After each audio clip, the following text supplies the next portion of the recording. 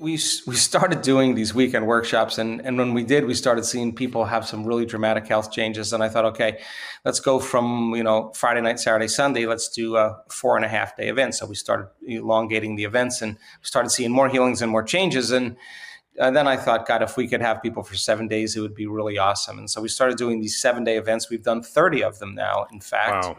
And it's probably for me the greatest place I want to be. And when we solicit our community and ask them what they think of the week-long event, over 95% say it's the best week of their life. It's just really transformative in a lot of ways. And it's, it's an opportunity for people to retreat from their lives for just a whole entire week and remove the constant stimulation in their external environment that reminds them of who they think they are, to separate themselves from all the people and places and things, and learn vital information, and then learn the science of how to change and learn the science of how to create a new life, and give people lots of opportunities. They're long days, they're full, and it's super transformative and fun. And we do a lot of scientific measurements there, of course.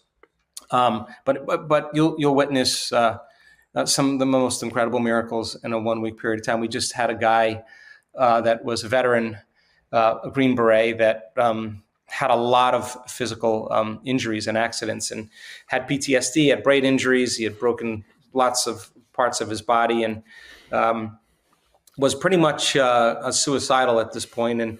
And he went and had 2 knee replacements.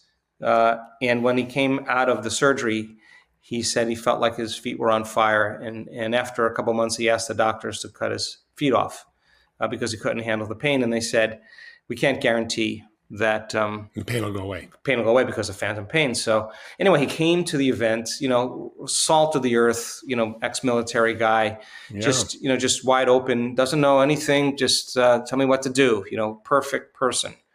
And he came in a wheelchair. His wife wheeled him in a wheelchair. And somewhere around the 3rd or 4th day, when we did our first laying down meditation, something really profound happened. He had one of those arousals, and he felt it move right through his autonomic nervous system, and an incredible amount of order. And when he opened his eyes, he had no pain in his feet after that moment. Now, within 2 hours, we were out there doing a walking meditation. And he went from his wheelchair to 2 crutches on the beach there, and sat out there, got in his heart, remembered that if he could feel the emotions of his future before it happened, his body would believe it's living in a different environment, a different reality. And this guy had nothing else to do. Nothing else was working, so he went all in. And then I see him out there the next day, Mark, and he's standing there with 1 crutch, with his hands locked in over his crutch.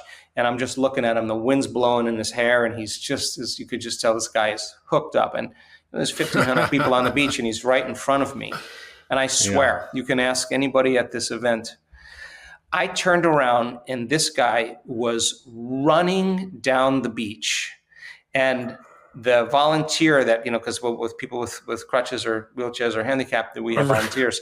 The volunteer is running after him. And then I see him run back, and there's no volunteer. He just dusted him. And he said he had connected to something so incredible, so big, that he felt like he was, literally born again.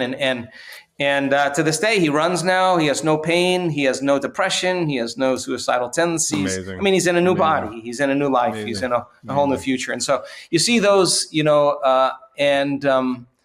and you just can't go back to business as usual. You just can't be the same person again. And then we do a lot of healings also on other people now, because in fact, we have universities now that are studying what we're doing, because our effects are so incredibly dramatic. And so we do a lot of coherence healings on other people. And again, studying the effects. We had random event generators in our last event measuring if we were creating huge fluctuations in the field. Of course, they were so obvious. I just looked at the data yesterday.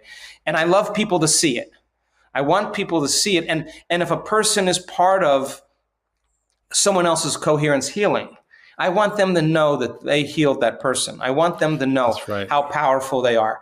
And I don't care what they eat, what they believe in. I don't care where they're from, the color of their skin, how in shape, out of shape they are. I've talked to all of them. Nobody is excluded.